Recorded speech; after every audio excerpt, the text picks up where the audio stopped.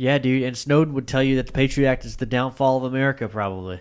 I would 100% agree with that. It's like literally... The Patriot Act was the beginning of the end. The beginning of the end, yeah. And that's It was oof, that's tough. It was what the CIA and career politicians, career bureaucrats, and the quote-unquote deep state, it's what they wanted all along since the 50s and 60s. I mean, this is like, everything that they could everything that they could ever want or hope for. And that's what leads a lot of conspiracy theorists to believe that 9/11 was an inside job, or that the CIA was implicit in the acts of that day, implicated in the acts of that day. Like they knew about it, they didn't do anything to stop it, and they were like, this is going to be great for us because we can finally have the tools to go after and get these guys once they realize how dangerous they are. Yeah, I know, and I get that. That's honestly a good argument. I don't know what to say. When you see how much they wanted it, you're like, man. Mm-hmm. If you look at the abuses the FBI and the CIA have done in the 20th century, in the last half of the 20th century, and what they've just done during the Trump administration, it was egregious. Yeah. I mean, and the fact that you've got senators basically threatening social media companies like, hey, you got to do something about so-and-so, or we might have to get involved. We might have to break up your big company. We might have to tax you differently. We might have to censor your comment section or whatever. And I think Jack Dorsey and Mark Zuckerberg got the hint. We're like, look, we don't want, Dianne Feinstein's basically openly threatening them during those Senate hearings and saying, if you don't do this, things will change for you. And she's a senator from California, and that's where they're all located, of course. So they're going to take her threats a little bit more seriously. She's been in the Senate for like 100 years. It just sucks, man. That's not how. I mean, yeah, it sucks. Yeah, it sucks. But like, how do you? I don't know. Like we say that, but I guess I just felt like a company that big would fight back. No, they don't have. I mean, Elon didn't even get threatened, and he moved out. What incentive do they have to fight back? I mean, they've got more money and power if they go with the flow. Yeah, so then it comes down to principles. You fight back. You end up like Mike Lindell, the MyPillow guy. Run out on a rail, losing all his commercial spots on a lot of stuff, and he kind of went off the deep end though a little bit. Yeah, he did. He did. He went a little bit too extreme there. Mm-hmm. But even there's even certain just baseline conservatives are getting run out on a rail if they're making their views public in their business. Like there was a video game CEO that basically said that he was happy that Texas passed its pro-life bill. And he was the founder of the company, and he got booted out of his own company, and he had to resign because he sent out a tweet that basically said, "I support the right to life Texas bill." That was it, and he was done, out of his own company. And the guy was already a multi-millionaire, so he probably just retired at 35 or 45, however old he was. But at the same time, it's like, if you have any kind of platform or you have any kind of money, you're getting ruined, and it all comes from this Patriot bill. Yeah, and like AJ was saying, if you're Nicki Minaj, why are you getting calls from the White House saying, "Hey, we need to come talk to you. We need to basically like readjust your freaking MK Ultra mind control, and you need to be spitting out the right narrative." Did you see that? Did you see like the screenshots from the media trying to get a hold of Nicki Minaj? Yeah, she posted all that crap. Yeah, it's amazing. Good dude. for her. Honestly, it was awesome. I still like her songs are ridiculous or whatever, but like that was like wow. Yeah, and she like literally doxed the reporter. I'm like, what the heck, dude? Is this what it's come to, man? Yeah. The last people that we would ever put faith in or expect or even want, maybe besides Kanye because he's awesome, are the ones doing DaBaby.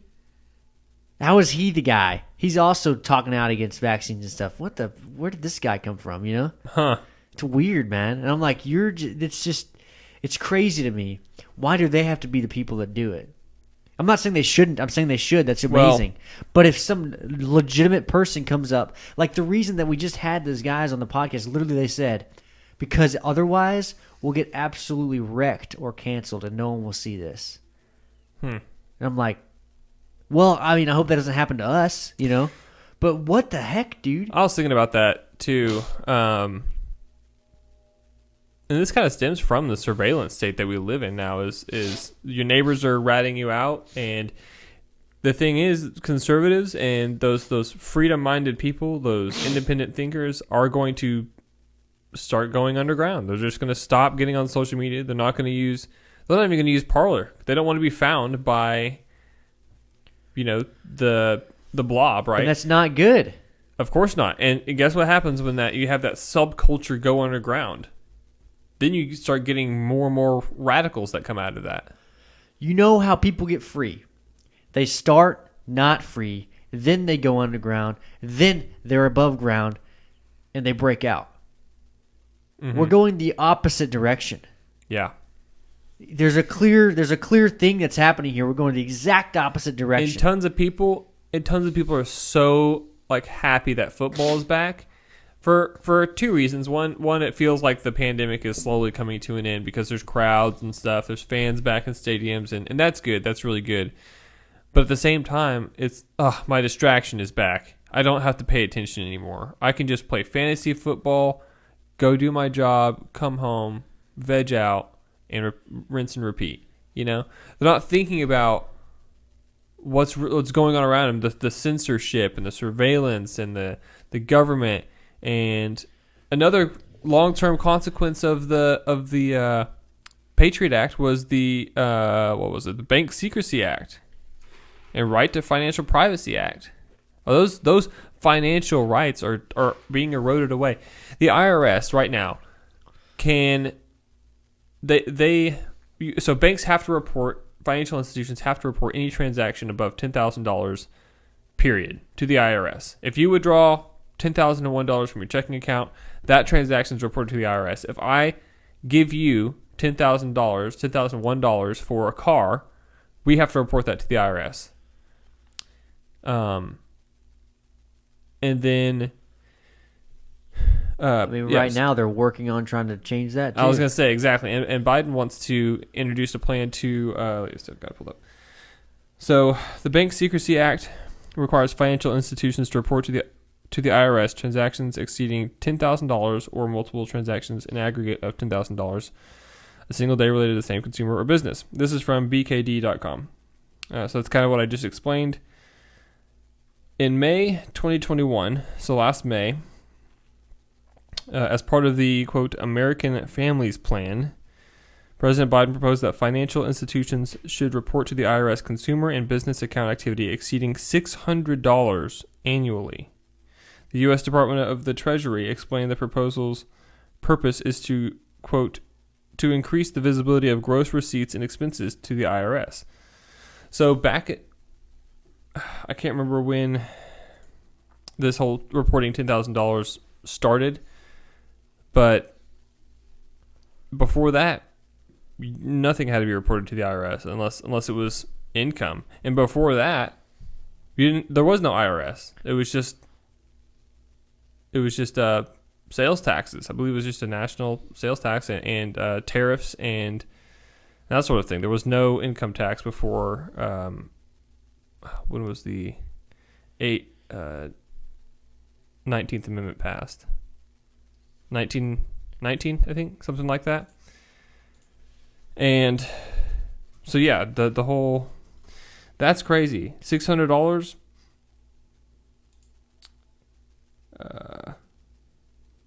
Currently, financial institutions are required to provide Form 1099 INT to taxpayers when they earn more than $10 in interest from an account.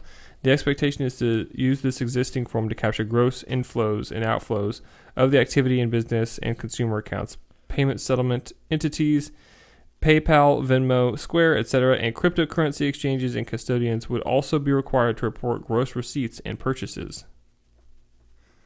So if you make money off your crypto, they want to know about it. If you send money to your friend via Venmo or PayPal, they want to know about it. Yeah, so but back to what we were saying before, the guys that just want to veg out. I kind of want to, like, I mean, I don't know. Sometimes you think that maybe that's not a charger. Oh. Your charger should be... Right here. I got you. Okay. They want to what? They want to, like, a lot of this stuff we're also always surrounded by is a little bit overkill, if that makes sense. Like what? Give me an example. Well, I'm saying like if you're surrounded in your echo chamber, if you're always surrounded by the negatives, sometimes more than just the negatives, sometimes a little bit more extreme of an opinion or more over the top than it really is, then you're going to there's this constant just fear or anxiety or whatever about the future. And I'm not saying that you shouldn't have that. But sometimes I don't know if that's necessarily the healthiest thing in the world. It's very hard for people to have a realistic view of the future, if that makes sense. Like we have a realistic view of the future. We know that there's a lot of things wrong and we're probably headed for a bad direction. But I can still sleep at night. Why do you think you can sleep at night? Well, okay, that's different then, right? Because it's because of beliefs, I guess. Yeah, exactly. That's what I'm getting at. It's that's not. It's not political beliefs, though.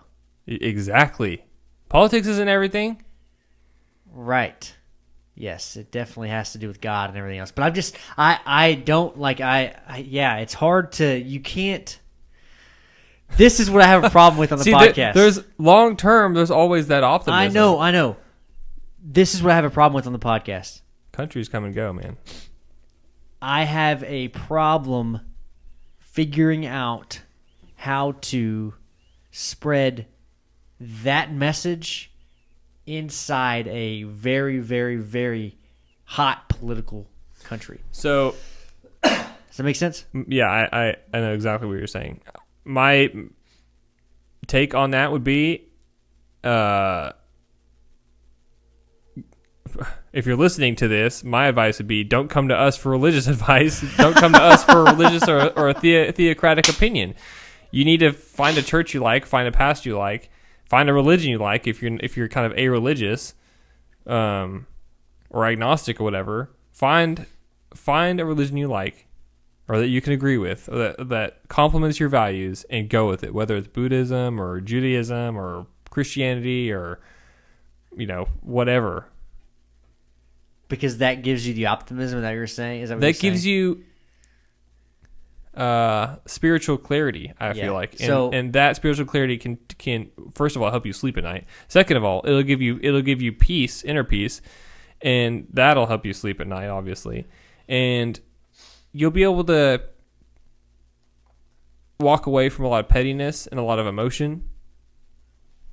And that's where it's at. So that's then you can kind of go from there, clear your head, and take on a subject logically. And you're literally doing this without every day, emotion. by the way. Like you wake up in the morning, or I wake up in the morning, and I'm like clear. But if let's just pretend I didn't have that, and I spent every single day doing the same thing I do. I'm always on Twitter, toxic AF. I'm always on the news. It's always negative, whatever.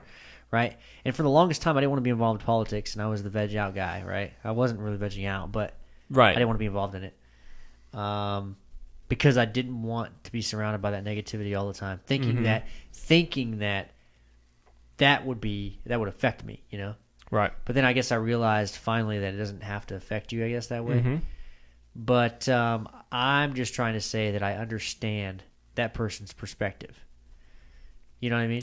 Right. They want to be. And also, everyone's not going to be a revolutionary. Right. It's just not going to happen. Right. And I know that. I'm hoping that those people will follow suit. They're obviously followers.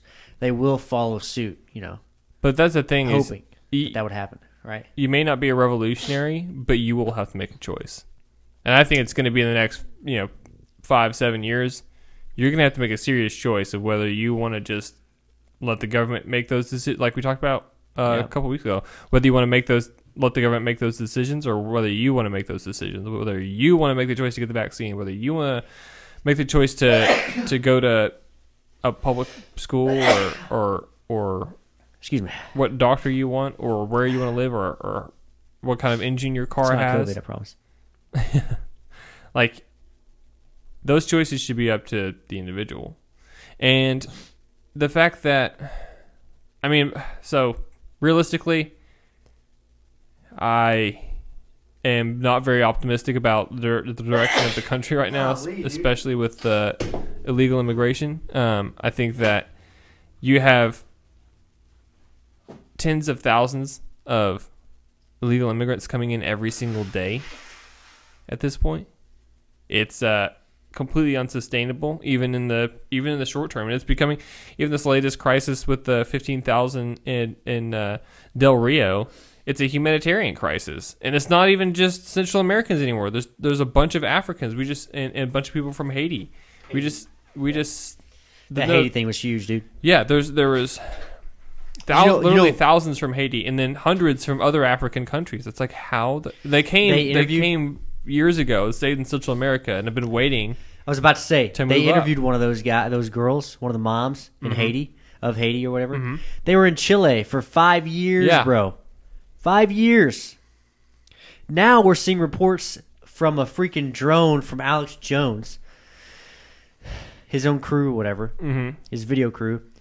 They're going across the border, back across to their border, getting takeout, dude. Yep. Topo Chico freaking enchiladas, and taking it back to America. Mm-hmm.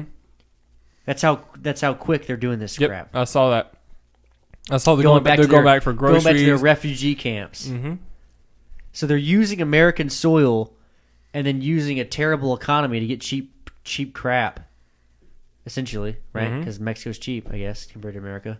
That infuriates me, bro. But what are we doing? The fact that they're willing to just like hop over means that they're probably not coming to seek asylum, right? Like they're not religious minorities or being persecuted, via a communist country.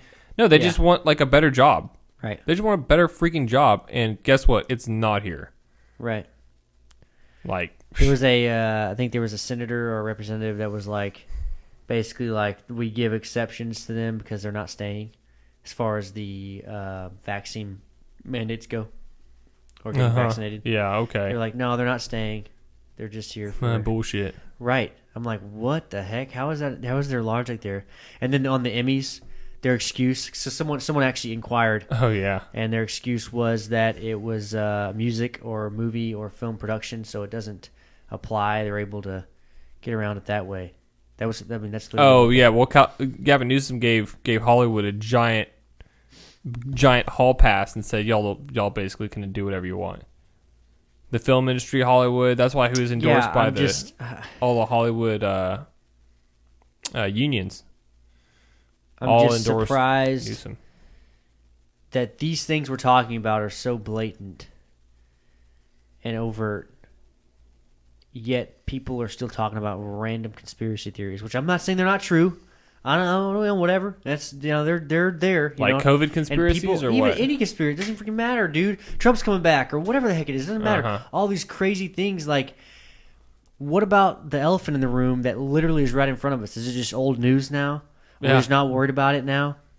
When are we going to start pushing that more and more and more? See, the thing I think the biggest problem with social media right now, besides all the actual social media problems, we're moving so fast from news to news. News cycles like 24 hours. That no one is pushing what happens. So like when you see Newsom, I gave Hollywood a pass. It's pushed for 24 hours and then done, gone. I mean, not even. Not even. Mainstream media won't even cover stuff like that. So there's no actual time to have a physical resistance created for that specific wrongdoing, if you will. Mm-hmm. Right? Yeah, of course, yeah. So that's what I think it's a huge problem now, because like we will always complain and say, well, what the heck are we doing about it? What are we going to do about it? You're not going to do anything about it because it's literally going to be gone in 24 hours. Mm-hmm. That's a problem. the thing is, now here's what gives me a little glimmer of hope is that President Biden is running through so many. So here's the analogy I can come up with. So president is like a hurdler, like on a track, like you do hurdles, right? You're jumping over the little hurdles on the track. Nice. I'm just trying to put the image in your head. Hurdling, guys jumping over them. So, anyways, you see President Obama. He's running like, and he jumps up. Okay, his foot kind of caught that hurdle. Like he's doing okay. He's all right. You know, Bush. We have a hurdle. Bush was kind of jump? he was jogging along, and he kind of just like walked around some hurdles, and Cheney was kind of lifting him over hurdles a lot of the time. You get to Trump, and he's just blasting through it. He's like freaking on steroids, just jumping over hurdles left and right, clearing them. But the announcer's like, Trump hits another hurdle. He hits another hurdle. Oh, he's just running right through him.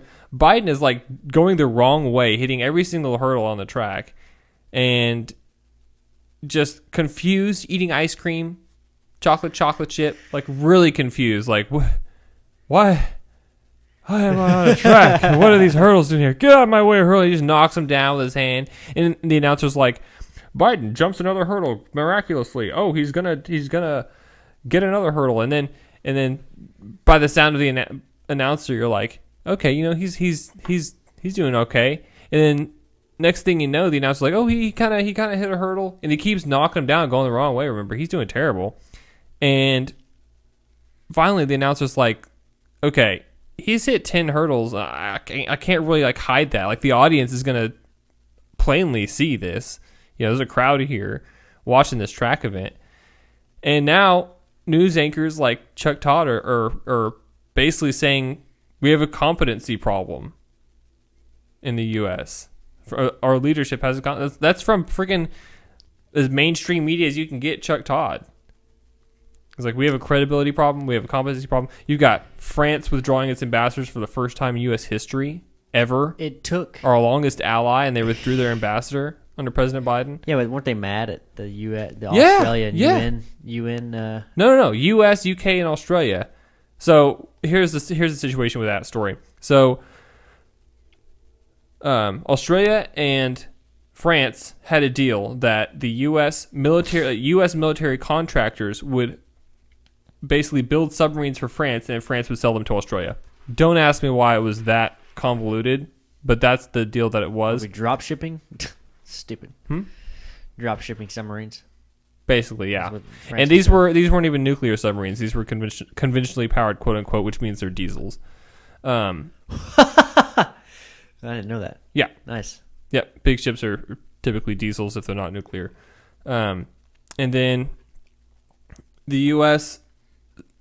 So that they had this deal working since I think 2015, 2016, something like that. Like, it's been around for a while, and it was an 11-year deal. I think they were building 11 submarines, is what it was, and the U.S. comes in, and without speaking with France, Emmanuel Macron, they didn't speak with France at all.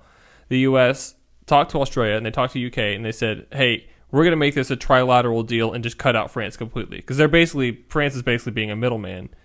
But we were using their harbors and like their shipbuilding facilities to build these submarines, but they were being designed by U.S. Weapons companies, essentially. I know it gets a little bit confusing, but we basically cut out France entirely from the deal. And we basically meddled in France-Australia affairs. The U.S. government did, when really it was just U.S. private businesses involved in this deal to begin with. So France is clearly pissed off at us because they missed out on billions and billions of dollars from Australia. And the U.K. and Australia are super happy because Australia is actually getting better submarines with this new deal to counteract China, it's actually a strong move against China. But it's that's all we see, right? It's a really weak move against in terms of the relationship with our allies. Okay. And France has been a fantastic ally for hundreds of years at this point. Right. They helped us win the revolution. They helped us We helped them in Vietnam. We helped them in World War II. They helped us in the Middle East. French troops were some of the last to pull out of Afghanistan with us. Just now.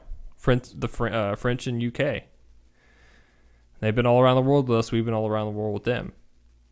So, first time their ambassadors have ever been pulled, and they were pulled in protest of this deal.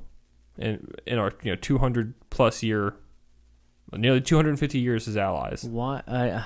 Yeah, it's weird. Over 250 years as allies. I agree, the move needs to happen like that. I don't think we should sell the submarines to them like that, but the move can still be headlined so that China sees it. You can still call Emmanuel Macron and give him the respect of saying, "Hey, look, I've got to redo this deal. This is what's going to happen. What can I do to smooth this over and make it not an international fiasco? No phone call at all." Like, that's insulting. They didn't deserve that. I agree that the deal probably was a better deal. Well, yeah, but the no way it was handled was just awful. Yeah. You can't just not call them and just do it. Yeah. It's like no call, no show, except for billions of dollars. Mm-hmm. And like the whole analogy I was getting at with the hurdles is Biden keeps knocking him over, and it's getting more and more obvious to everybody that he is really just inept. He's not up to the job. I don't see, and I don't think that's it. He's an idiot in a way, but some part of me still says all this stuff's on purpose, dude.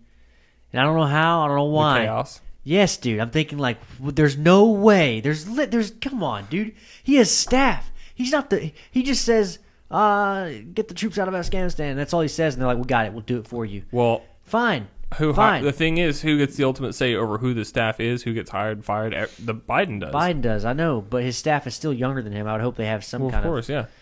But they don't have dementia. I'm just saying, like, like you can't. There's no. But his either that or they're sitting by and letting him die. Yeah.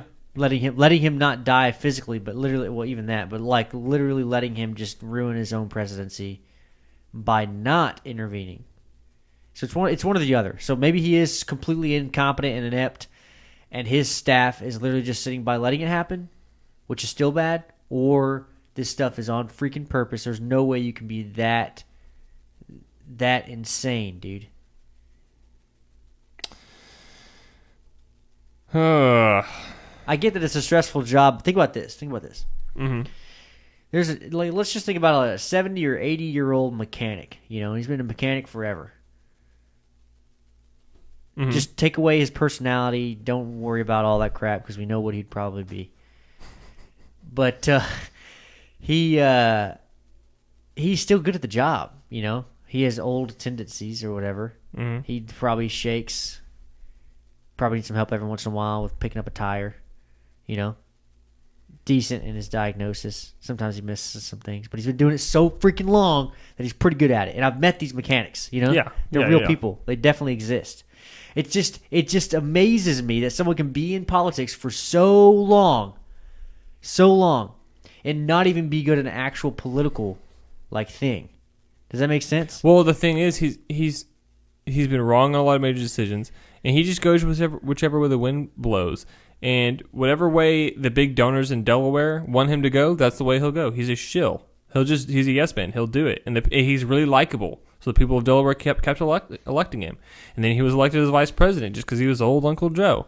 And no one really paid attention to what he was doing in office, or he's just some guy from Delaware. It's a small state. Who are the two senators from Delaware right now? How the hell did Delaware? How did you vote for this guy?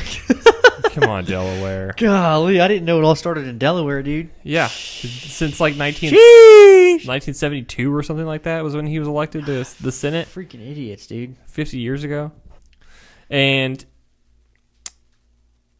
yeah, so I guess I get it. People were voting for the personality, and people were voting for him because he wasn't Trump. Yeah. They liked his personality better than Trump. He no bad tweets, man. No bad tweets. Yeah.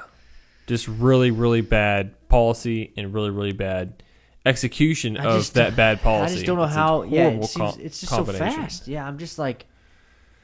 But his poll numbers are really showing that He's underwater. He's got his disapproval rating is like 49. His approval rating is like 41. No, I know. It's bad. I know it's bad. I just most independents are against Biden. So fast, dude. Like I just don't. How did it go?